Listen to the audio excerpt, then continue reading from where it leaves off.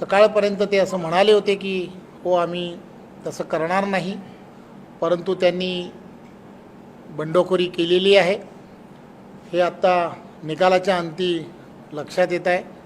त्यामुळे ज्यांनी पक्षाचा व्हीपच्या विरुद्ध काम केलं आहे किंवा मतदान केलं आहे, पक्ष त्यांच्या विरुद्ध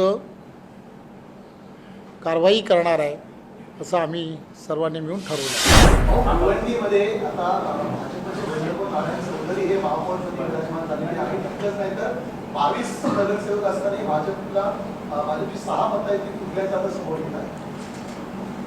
खरं तर भिवंडी महानगरपालिकेचे आत्ताच प्रशिक्षण शिबिर चालू होतं आणि निकाल जो आहे तो निकाल जो पाहिल्यानंतर लक्षात येत आहे, 3-4 दिवस या सगळ्या विषयामध्ये बऱ्याच चर्चा सुरू होत्या आणि या चर्चेमधून कोणत्या दिशेला भिवंडी महानगरपालिकेच्या बाबतीमध्ये निर्णय प्रक्रियेमध्ये काय करता येत आहेत या संदर्भात तिथले असणारे सर्व पदाधिकारी यांच्याशी सगळ्यांशी चर्चा करून त्या संदर्भामध्ये भारतीय जनता पार्टीच्या माध्यमातून कोणी महापौर पदाच्या बाबतीमध्ये अर्ज भरावा या संदर्भात सुरुवातीच्या काळामध्ये नारायण चौधरी यांना अर्ज भरावा असं पार्टीच्या माध्यमातून एक 8 ते 10 दिवसा अगोदर त्यांना कळवण्यात आलं होतं, कारण त्यांनीच त्यांच्या कोर टीममध्ये त्या संदर्भामध्ये नारायण चौधरींना महापौरपदी उमेदवारी द्यावी असं बहुमताने आम्हाला कळवलं होतं आणि त्यामुळे त्या संदर्भातला तसा निर्णय हा त्यावेळच्या काळात घेतला होता। परंतु नंतरच्या काळामध्ये अनेक घडामोडी त्या ठिकाणी ज्या झाल्या होत होत्या आणि त्यामुळे भारतीय जनता पार्टीच्या आम्ही इथल्या असणाऱ्या प्रदेशाच्या स्तरावरती हा विषय जेव्हा लक्षात आला त्यावेळेला कोणत्याही परिस्थितीमध्ये त्या ठिकाणी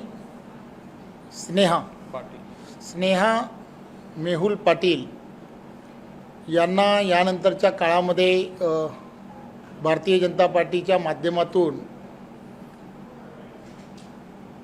उमेदवार म्हणून डिक्लेअर करावं असं भारतीय जनता पार्टीच्या माध्यमातून कळलं। आम्ही त्यांना कळवलंही।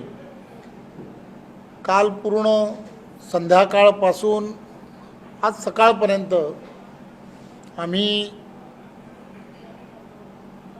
नारायण चौधरी असतील, त्यांच्याबरोबर काही भारतीय जनता पार्टीचे नगरसेवक आहेत की जे कदाचित बंडखोरी करतील असं ज्यावेळेला लक्षात आलं, त्यांना फार समजवण्याचा प्रयत्न केला की आपण असं करू नये, पार्टीच्या विरोधात केलं तर पार्टी तुमच्यावरती कारवाई करेल आणि असं आम्ही सांगत होतो। त्यांना समजवण्याचा अनेक जणही प्रयत्न करत होते, आम्हीही करत होतो, परंतु आता सकाळपर्यंत ते असं म्हणाले होते की हो आम्ही तसं करणार नाही, परंतु त्यांनी बंडखोरी केलेली आहे हे आता निकालाच्या अंती लक्षात येत आहे। त्यामुळे ज्यांनी पक्षाचा व्हीपच्या विरुद्ध काम केलं आहे किंवा मतदान केलं आहे, पक्ष त्यांच्या विरुद्ध कारवाई करणार आहे असं आम्ही सर्वांनी मिळून ठरवलं आहे। माध्यमातून असं कळतंय की इकडे तुम्ही कारवाईचं बोलताय पण दुसरीकडे तुम्हीच त्यांना अभिनंदनाचा फोन केला होता अशी देखील एक माहिती समोर येते। शेवटी भाजपचाच एक नगरसेवक महापौर झालाय ते जर बघितलं खरं तर आता कोण काय म्हणेल यापेक्षाही आम्ही काल त्यांना फार समजवण्याचा या संदर्भामध्ये प्रयत्न केला। सकाळपर्यंत आम्ही त्यांच्याबरोबर समजवण्याचा अतिशय प्रयत्न करत होतो, परंतु त्यांची असणारी त्या ठिकाणची स्थानिक पातळीवरती ज्या त्या ठिकाणी घटना घडल्या होत्या त्या आपणा सर्वांना माहीत आहेत. त्या ठिकाणी असणारे विलास पाटील असतील किंवा ते कोणार्कचे जे प्रमुख आहेत त्यांच्याबरोबर त्यांचे असणारे स्थानिक वाद, या सगळ्या गोष्टी एवढ्या मोठ्या प्रमाणामध्ये ते वारंवार सांगत होते, बोलत होते. आम्ही फार प्रयत्न केला, म्हणजे टोकाचा प्रयत्न ज्याला म्हणतात तो टोकाचा प्रयत्न करत होतो की आपण या दिशेला जाऊ नये. आम्हालाही उमेदवार यासाठीच बदलला होता की जेणेकरून त्यांच्यामध्ये वाद आहेत म्हणून मग दुसऱ्याला कोणाला तरी उमेदवारी द्यावी, म्हणूनच आम्ही ताईंच्या बाबतीमध्ये जो विचार केला तो त्यासाठीच केला होता. परंतु या सगळ्या गोष्टी आपल्याला अधिक माहीत आहेत.